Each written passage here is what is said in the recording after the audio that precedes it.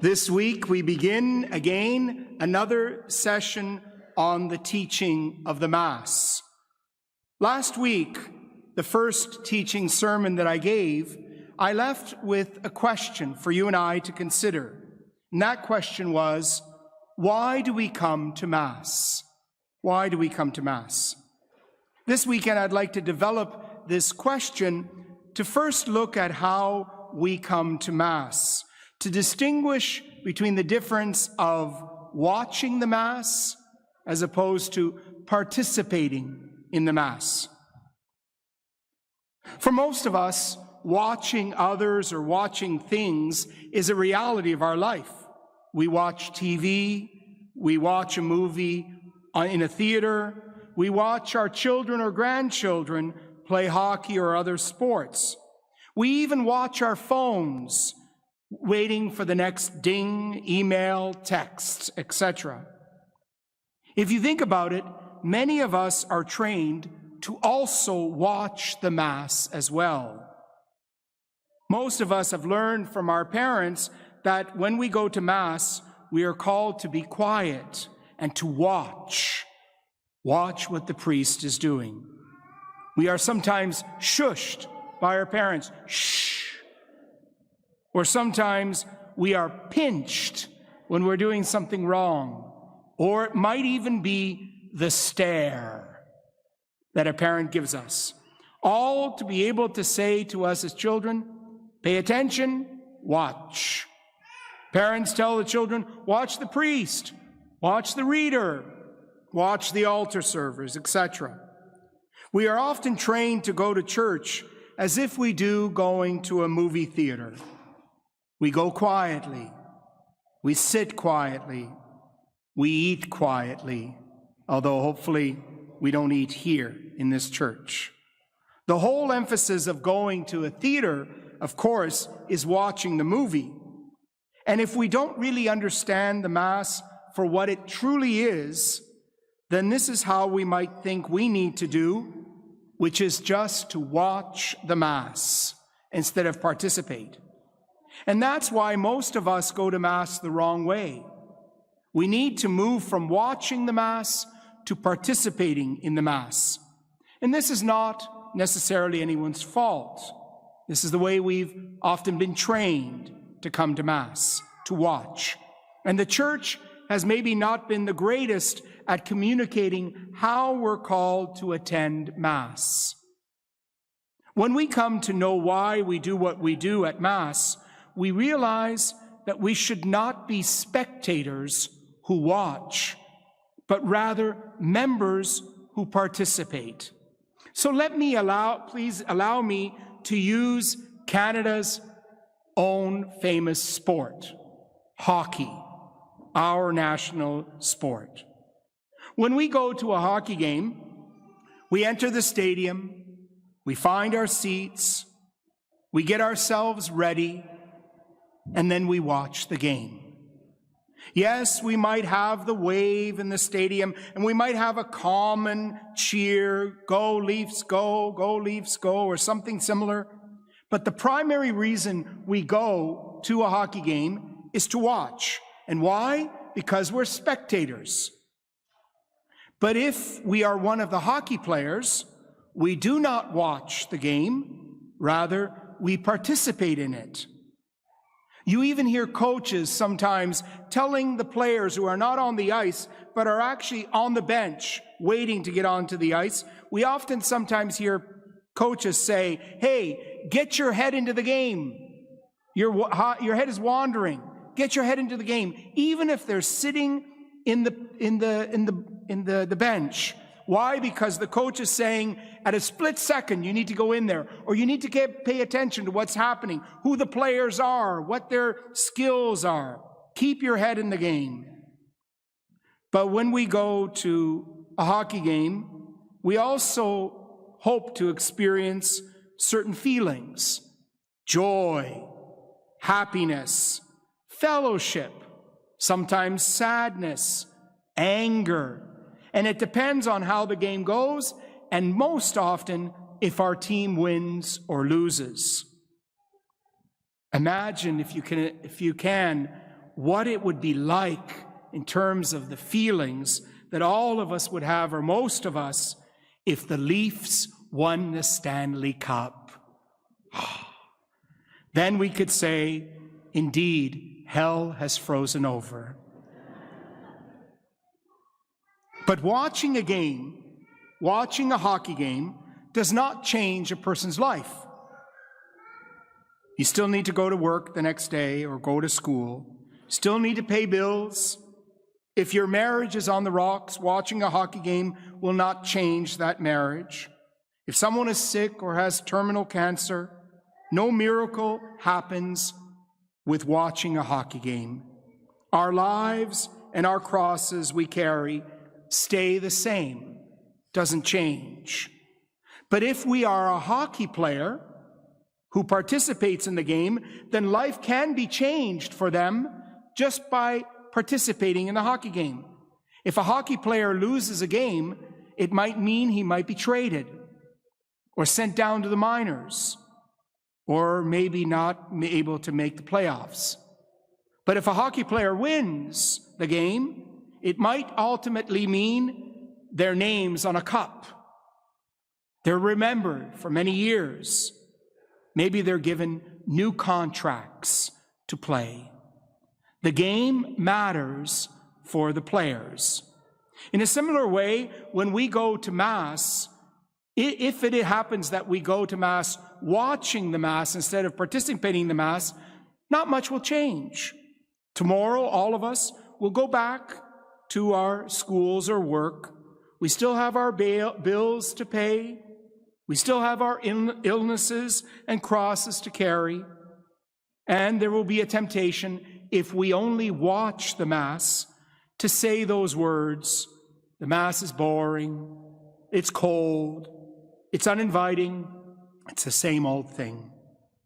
But if we are active participants at Mass, it's a whole new ballgame if we are actively participating at Mass. And let me offer an event that happened in my life as an example that I can think of to show the difference between watching and participating. It happened many years ago when I was probably in my late teens or early 20s. I went with my family to a concert at Ontario Place. We went to watch Donny and Marie Osmond. Now, when I came back, I'll be honest, I did not tell my classmates I went to watch Donny and Marie Osmond because I knew I was going to be picked on because they were not the coolest at the time. It's hard for me even to say it now. But I went with my siblings, I went with my cousins, and my mom and aunt. My dad and my uncle didn't want to go, but my mom and aunt, they wanted to go because they had seen Donny and Marie on TV. And I think my mom and aunt had a little bit of a thing for Donny Osmond. It was good to see. Now, when we were there, we went to the stadium there that could probably hold maybe 3,000, 4,000 people, at least that's my memory. And we were there about 45 minutes before. We wanted to get a good seat. We got the good seat, and we just waited. But down at the front, in the front of the stadium, there was some late teens, early 20s, a group of students there, young men, young women. They're all gathering. And on the other side of the stadium where they were going to perform, there were also a number of students on the other side. And as we were waiting, we all noticed, that about 3 or 4 of them stood up. And they began to look at the others on the other side, and they sang this song. There ain't no flies on us. No, there ain't no flies on us. There may be flies on some of you guys, but there ain't no flies on us. Well, nothing happened.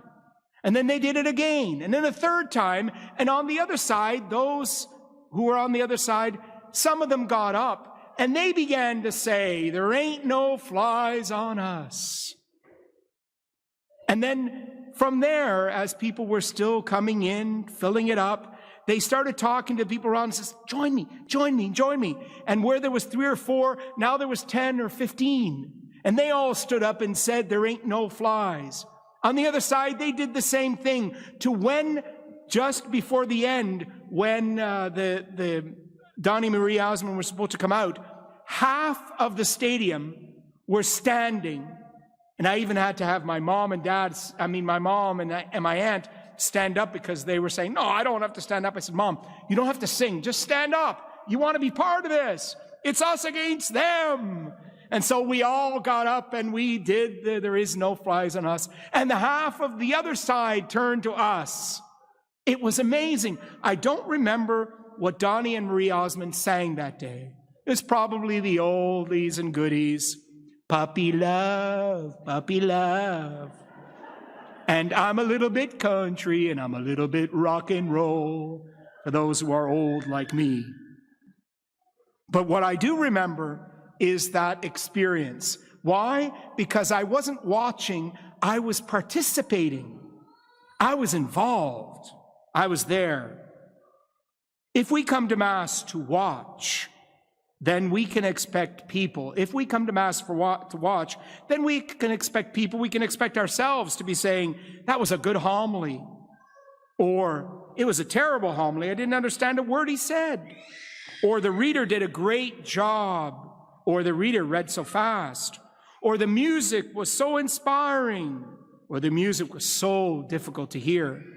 Or, the cantor who sang the psalm had an angelic voice who could easily win Canada's Most Got Talent. Or the cantor sang so bad that even the animals were hiding. Yes, Mass is not to be watched, but rather to be actively participated in. And why? Because the Church has always taught that the Mass is worship. The Mass is worship. And you cannot watch a worshiping event like the Mass. In all religions, there is a moral code that they have, that they follow, what is good and what is right. We have, for example, the 10 Commandments and the law that Jesus gave us, love one another as I have loved you. And each religion has a creed, what they believe in. Our creed, very shortly, we're going to stand up and we're going to say, I believe in God, the Father Almighty. That's our creed. But in the center of all the religions that have their moral code and their creed, at the center of all religion is worship. And what is worship? Worship is giving due reverence and adoration to God and not to anyone or anything. When we come to Mass every Sunday, we come to primarily worship and not to be entertained or to meet up with new people or to feel the sense of community or to hear good homilies or inspiring music. No, although those things can help, no, what we come for to Mass is to worship our God the way He has asked us to worship Him. Pope Francis reminds us that when we do not worship God, we end up worshiping ourselves. Worship means concentrating on what is essential. We learn to reject what should not be worshiped: the God of money, the God of consumerism, the God of pleasure, the God of success, the God of self. Worship means realizing that you and God belong together to one another. It means being able to speak to Him freely and intimately. So to the question that I began today and I asked you to think about last week, why do we come to Mass? The answer is clear. We come to Mass to worship God. And we come to worship the way God has asked us to worship Him. Now, God could have chosen a different way for us to worship. He could have said, to worship me, I want you to wake up early in the morning. I want you to go outside, see the sunrise with a coffee in your hand, and just experience me in nature. He could say, I want you to go and sit cross-legged, and hum a mantra. He could have chosen many different other ways that we see other religions do for their worship. But for us, God chose us to celebrate the Mass as our main way of worshiping Him. And why has God chosen the Mass as the main way for us to worship Him? It's because the Mass, where we worship God, where at Mass when we worship, we are actually worshiping in sacrifice. Sacrifice. Just as worship is at the heart of all religion, so at the heart of worship, at the heart of worship is sacrifice. And next week, I'm going to focus on how the Mass is a sacrifice. It is the sacrifice of the Lamb of God. It is the sacrifice of the cross. I will try to explain how the cross and the Mass is one and the same. Why do we come to Mass? We come to Mass so that we might worship in sacrifice.